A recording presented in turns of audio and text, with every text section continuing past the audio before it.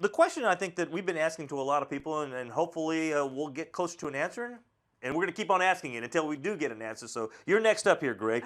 We know that the Seahawks dominate at Quest Field. No issues there. But why does this veteran team continue to struggle, at least this season, on the road? Yeah, it's been a little inexplainable this season. Just, they're undefeated at home, obviously, and they've struggled quite mightily on the road. We saw them get trounced by the Packers a couple weeks ago in Green Bay, one of the worst losses under Carroll in Seattle. And I think a lot of it just stems from they went into this season with a shaky offensive line, and that line has played worse on the road at times than it has at home. I think when you look at their playoff chances and the postseason coming up in a few weeks, you got to look at the line and say that potentially could be a big Achilles heel. And they played particularly bad in Tampa a few weeks back, and not very good in Green Bay again either. So I'm not sure why the line tends to play better at home, but that's what we've seen over the course of the year. What did you think of Richard Sherman's sideline rant, the fact that Russell Wilson threw that pass at the one and he kind of freaked out and he was mad at everyone? What did you think about that?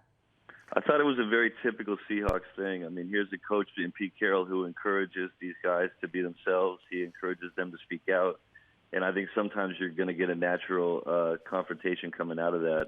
I particularly loved Sherman's explanation afterward. I covered the game.